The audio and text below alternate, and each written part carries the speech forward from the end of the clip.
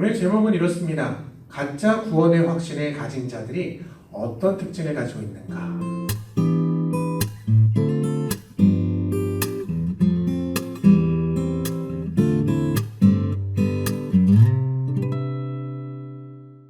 자, 지난 시간에는 어떤 걸 살펴봤죠? 가짜 구원의 유형들을 살펴봤죠. 간략하게 한번 제가 복습을 해볼게요.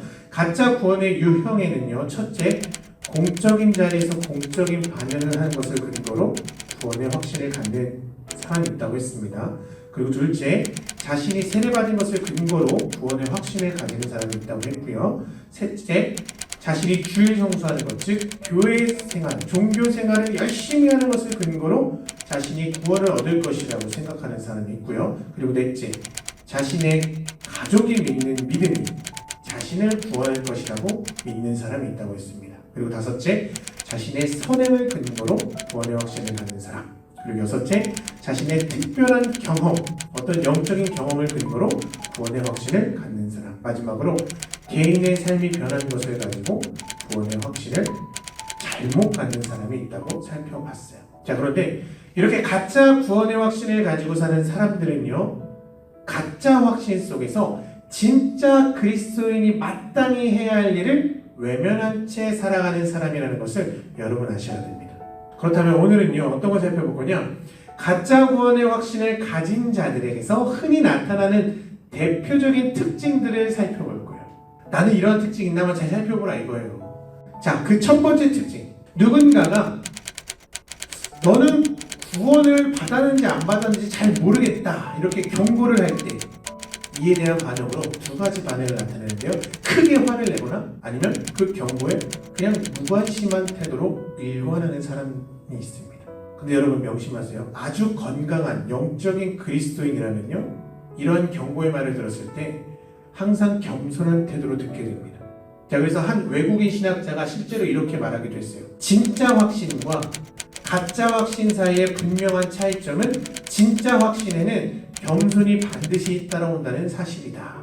이처럼 깨어있는 자라면요, 스스로 속을 수도 있다는 것을 항상 염두에 두기 때문에 항상 자신을 돌아볼 줄 압니다.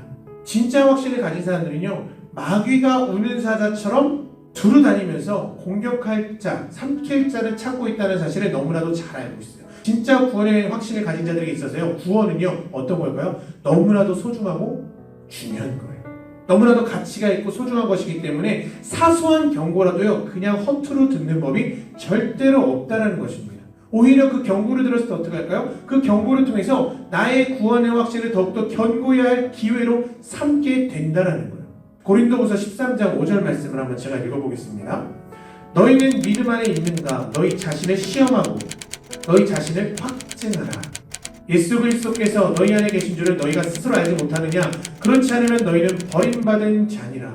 여기서 바울은 분명하게 말하죠. 너희는 너희가 받은 구원을 시험하고 확증하라. 여기서 시험하고 확증하라, 원어로 도키마조 페이라조라고 그러는데요. 뜻은요, 자세히 조사해서 진짜가 맞는지 확실하게 확인해라 이 말이에요. 그래서 우리는 구원을 받았다 하더라도요, 항상 구원의 문제에 있어서는 긴장을 늦춰서는 안 된다는 말입니다. 진정한 확신을 얻는데 가장 방해가 되는 태도는 구원을 너무나도 쉽고 값싸고 당연한 것으로 여기는 태도이다. 이처럼 진실로 구원받은 자들은 어떤 태도를 보입니까? 자신에게 있어서 구원은 너무나도 값진 것이기 때문에 혹시라도 내가 구원을 받지 못했는가 하여 항상 시험하고 확증하기를 원합니다. 하지만 가짜 구원의 확신을 가진 자들은요, 자기의 구원을 시험해보고 확증해보라 그러면 화부터 내요. 마치 악덕 건축업자가 건축감리사에게 이런 경고를 들었을 때 그 집이 안전하게 제대로 지어졌는지 다시금 확인해보시오, 이런 말을 악덕 건축업자가 들었다고 생각해보세요. 갑자기 화려하면서 어떻게 합니까? 자신의 약점을 감추려고 하는 그런 심리가 있잖아요. 가짜 구원의 확신을 가진 자들은요, 자신이 가진 구원의 확신이 모래 위에 지어졌을지도 모른다는 너무나도 무서운 가능성을요, 애써 외면하고 오히려 거친 반응을 하게 된다는 거예요. 그런데요, 우리의 구원은요, 일평생 살아가면서 계속해서 조사하고 확증해야만 합니다. 그런데 가짜 구원의 확신을 가진 사람들은요, 누군가가 예전에 이런 말을 한 적이 있었던 것 같아요. 너는 구원받은 거 맞는 것 같아, 이런 말을 딱 한마디 들은 걸 가지고 그걸 맹종해가지고 자신의 구원을 확증하려 들지 않습니다. 그래서 막연히 과거에 누군가가 나에게 이런 한마디 했다고 해서 그걸 가지고 막연히 나는 구원받았을 거야 하면서 시간을 보내요. 신앙에 대해서, 내가 가진 구원에 대해서 의심하는 것은요, 불신앙이 아닙니다. 확인하라고 되어 있어요. 성경 말씀에. 조사라고 되어 있습니다. 그래서 진실로 구원받은 사람이라면요, 영적으로 건강한 모습을 보여줄 수 있어야 되잖아요. 그죠? 그리고 신앙으로 성숙하고 있다는 모습을 충분히 보여줄 수 있어야 되잖아요. 그런데 이런 모습을 하나도 보여주지 못하면서 구원의 경고를 들었을 때 화부터 냅니다. 이게 정상일까요? 아니라는 거예요. 이거는 다시금 자신이 가진 구원의 확신을 확인해 봐야 할 문제라는 거예요.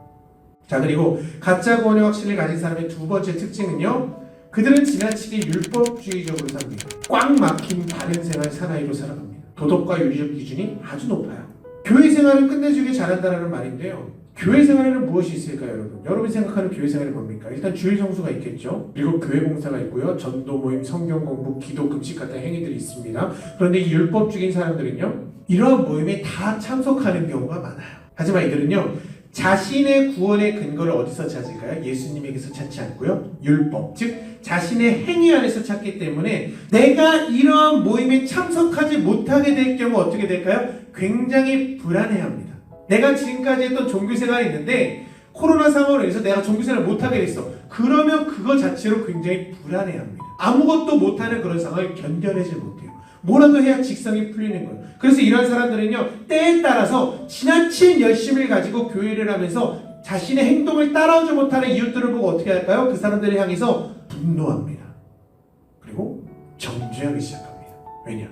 참 본인들도 솔직히 교회 생활하는 거 힘들지만 열심히 하고 있는 거거든요. 그런데 다른 사람이 편하게 교회 생활하는 꼴을 보기가 힘든 거예요. 그리고 이들은요, 자신의 구원의 근거를 어디서 찾냐면 내가 기도를 얼마나 많이 했는가, 또 내가 얼마나 성경을 많이 읽었는가, 그 분량에서 찾기도 합니다. 그래서 나의 삶이 은혜로 얼마나 많이 바뀌었는가, 얼마나 많이 나의 삶이 은혜로 변화가 되었는가, 여기는 전혀 관심이 없어요. 내가 종교생활을 얼마나 잘하고 있는가, 거기서 자신의 구원의 근거를 삼습니다. 여러분, 교회생활 열심히 하는 것 자체를 제가 나쁘게 보는 거 아니에요. 여기서 오해하면 안 됩니다. 그런데 교회생활 자체가 전부인 줄 아는 것은 잘못된 생각이라는 것만 여러분 아셨으면 좋겠습니다.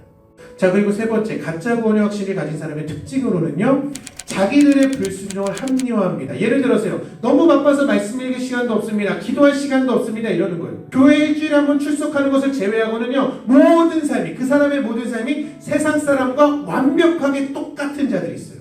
자, 그런데 여러분, 하나님은 그들을 향해 그러한 자들을 가리켜 분명하게 말씀하십니다. 히브리서 12장 14절 말씀을 제가 한번 읽어볼게요. 모든 사람과 더불어 화평함과 거룩함을 따르라. 이것이 없이는 아무도 주를 보지 못하리라. 주를 보지 못한다? 천국 못 간다는 소리예요. 모든 사람과 더불어 무엇을 쫓으라? 화평함과 거룩함을 따르라. 자, 그런데 교회만 일주일에 한 번 얼굴만 내비칩니다. 이 사람들의 삶은 말씀을 하면 변화가 있을까요? 전혀 없어요. 술이요? 마시죠. 담배요? 여전히 핍니다. 세상 유흥요? 여전히 즐깁니다. 심지어 세상 사람들이 즐기는 불법을 아무렇지도 않게 행하면서 양심의 가책도 느끼지 않습니다. 그리고 교회 안에 있는 성도들과 교제를 나누는 것을 극히 싫어합니다. 왜냐? 추구하는 색깔이 전혀 다르거든요. 신앙생활을 통해서 교회가 추구해야 하는 것은 한마디로 거룩입니다. 나의 뜻이 아니라 하나님의 뜻에 내 뜻을 굴복시키라는 소리예요. 그런데 자신의 욕심을 못 내려놓는 거예요. 그러니까 하나님의 뜻대로 살고 있는 진짜 성도들과는 물과 기름처럼 섞이질 못하는 거예요. 이런 사람이 교회에 있다면요, 그 사람은요, 가짜 구원의 확신을 가진 자의 확률이 아주 높습니다. 네 번째 특징은요, 그들은 성경에 대해서 전혀 관심이 없거나 혹은 반대로 성경 지식을 매우 자랑하는 형태로 나타납니다. 성경에 대해서 관심이 없는 부류, 이런 부류가 있어요. 뭔가 신비적인 체험을 했거나 또는 현재 진행형을 하고 있는 사람들, 말씀을 잘 안 봅니다. 항상 예수님이 눈에 보인다고 그들은 말해요. 항상 환상 가운데 천국을 본다고 말해요. 꿈꿀 때마다 예수님과 춤을 춘다고 말합니다. 그런데 무슨 말씀이 또 나에게 필요하냐 이거예요. 항상 예수님과 같이 있고 계시를 받는데. 그런데 다른 말로 표현해 볼까요? 자기는 내 눈에 본 것만 쫓겠다라는 겁니다. 하지만 눈에 보이는 것만 쫓는다는 것은 무슨 의미일까요? 눈에 보이지 않는 하나님의 역사에는 별 관심이 없다라는 거예요. 그리고 눈에 보이지 않는 저 하늘을 소망하지 않는다는 것과 똑같은 의미입니다. 그래서 이렇게 신비주의적인 것만 쫓는 사람들의 특징, 물질적인 축복, 자신의 유익이 되는 것만 목적으로 교회를 다니고 기도를 합니다. 하나님이 목적이 아니에요. 자신의 욕심을 이루어질 어떤 수단으로서 하나님을 바라봅니다. 그래서 기도의 제목을 보면요, 대부분 자기 소원만 빌어요. 그리스도인들은 어떠한 자들일까요? 오직 예수 그리스도만 쫓는 자들이에요. 예수 그리스도를 쫓는 사람은요, 물질적인 축복을 하나님이 주시지 않다 하더라도요, 그리고 고난과 핍박이 자신에게 온다 하더라도요, 이것들 모두가 예수 그리스도로 인해서 받는 고난임을 알고 오히려 기뻐합니다. 내가 그렇게 핍박과 고난을 받으면 받을수록 나의 상급이 어디 쌓이는 걸 아는 거예요? 하늘에. 이 땅이 끝이 아닌 것을 너무나도 잘 알고 있기 때문에 생각하는 개념 자체가 달라요, 우리들은. 하나님이 이 모든 것을 다 갚아주실 것이라는 믿음이 있기 때문에 우리의 삶은 다를 수밖에 없습니다. 하지만 가짜 구원의 확신을 가진 사람들은요, 내세를 볼 눈이 없기 때문에 예수님 때문에 받는 핍박과 고난에 대해서 견디지를 못하고 불평불만만 입에 달고 사는 거예요. 그들은 이 세상에서 잘 되는 것이 목적입니다. 그렇기 때문에 지금 당장 나에게 물질적인 축복을 주시지 않으면 하나님을 원망불평하는 거에 전혀 스스로 없이 합니다. 나에게 물질적인 축복이 주어지지 않잖아요. 신앙생활은 언제든 떠날 준비가 되어 있는 사람들이라는 거예요. 그리고 이렇게 기도하죠. 하나님, 나 이거 해주지 않으면 하나님 안 믿을 거예요. 가짜 구원을 가진 자들의 전형적인 특징입니다. 그리고 일부는요, 자신이 가진 성경적 지식을 자랑하는 경우가 있어요. 얼마나 성경을 많이 읽었는지 인간사 모든 삶의 모든 부분을 하나님의 말씀으로 설명할 줄 알 정도로 성경에 해박하고 통달한 사람들이 있습니다. 그런데 여러분, 말씀을 많이 알고 통달하고 박사처럼 이렇게 외우는 게 중요한 걸까요? 진짜 중요한 것은 성경을 얼마나 알고 있느냐, 얼마나 조리 있게 말하느냐가 아니에요. 진짜 중요한 것은요, 그 말씀으로 인해서 나의 삶이 진짜로 얼마나 변화가 되었는가, 이거 하나만 중요합니다, 여러분. 그래서 가짜 구원의 확신을 가진 자는요, 말씀을 통해서요, 자신의 삶이 변화받은 적이 없거든요. 그런 경험이 없거든요. 그래서 그것을 감추기 위해서 성경의 지식을 자꾸만 자랑하고 내세웁니다. 내가 알고 있는 성경 지식. 그런데 성경은 어떻게 말합니까? 고린도전서 4장 19절에서 20절 말씀을 제가 한번 읽어볼게요. 주께서 허락하시면 내가 너에게 속히 나아가서 교만한 자들의 말이 아니라 오직 그 능력을 알아보겠으니 하나님의 나라는 말에 있지 아니하고 오직 능력에 있음이라. 이 말씀은요, 아무리 성경 지식을 많이 알고 있다 하더라도요, 하나님의 능력으로 인한 삶의 변화가 없다면 그 사람은 그리스도인이 아니라는 거예요. 그렇다면 그 사람이 가짜 확신을 가진 사람인지 아니면 진짜 확신을 가진 사람인지 겉으로 봤을 때 어떻게 분별할 수 있을까요? 보편적인 예를 한번 드려볼게요. 진짜는요, 주변 사람들이 점점 그 사람에게 모이게 됩니다. 이웃들은요, 그 사람에게서 위로와 새 힘을 얻게 됩니다. 그리고 주님께로 돌아온 역사가 진짜에게는 일어나요. 하지만 가짜 확신을 가진 사람은요, 주변 사람들이 오히려 그 사람에게 어떻게 될까요? 상처를 받아요. 그리고 그 사람 앞에만 가면 주눅이 듭니다. 왜냐? 말이 날카로워요.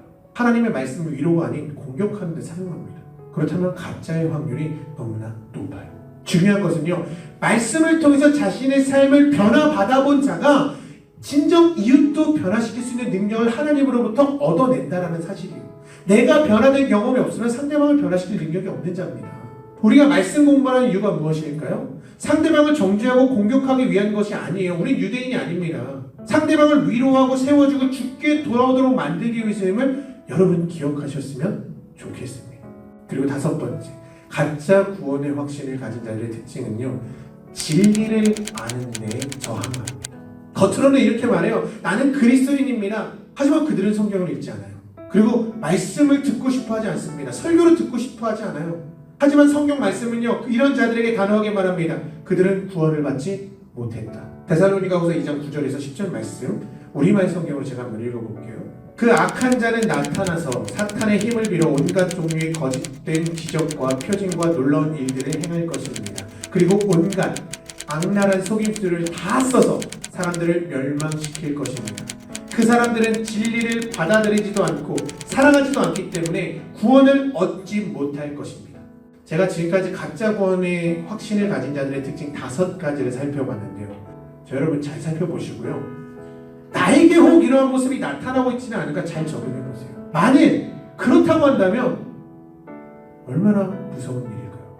여기 계신 분들만큼은요, 구원의 문제에 있어서만큼은 절대적으로 성공했으면 좋겠습니다. 마지막으로 존 버년의 철로역정에 나오는 이야기로 말씀을 마무리해볼게요. 철로역정의 주인공 크리스찬이죠. 크리스찬은요, 멸망의 도시를 떠나서 순례의 길을 나섭니다.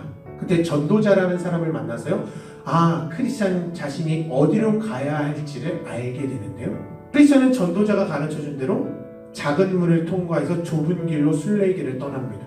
그때 그는 자신의 동료인 소망과 함께 강을 하나 건너게 되었는데요. 그 강의 이름은 죽음이에요. 그런데 죽음이라는 강을 건널 때 크리스천은요, 자기가 과거에 저질렀던 죄들이 생각나서 순간 그 강에 들어가기 직전 혼돈과 공포에 빠지게 되고 패닉에 빠집니다. 하지만 예수님의 공로를 생각하자 금세 마음의 평화를 되찾고 자신의 동료 소망과 함께 그 강을 건너기 시작합니다. 그런데 이 강을 건너기 직전에 무지라는 사람을 크리스천이 만났는데요. 이 무지라는 자도 천성을 향해 순례하고 있는 중이었어요. 근데 이 무지는요, 너무나도 게을렀습니다. 그리고 그리스도인이라고 고백을 하는 다른 성도들과 함께 하기보다는 혼자 순례 여행을 떠나는 것을 더욱 좋아했어요. 왜일까요?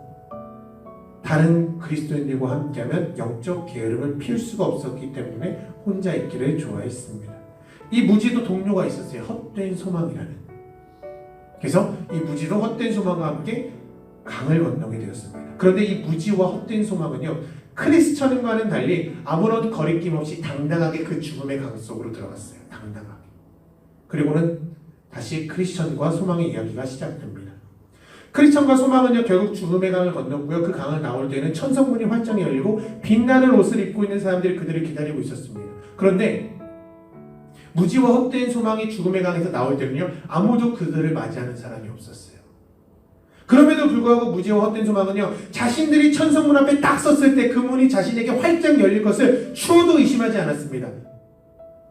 그래서 그 문 앞에 당당하게 걸어갑니다. 그런데 그들이 문 앞에 섰음에도 불구하고 여전히 천성문은 열리지 않았어요.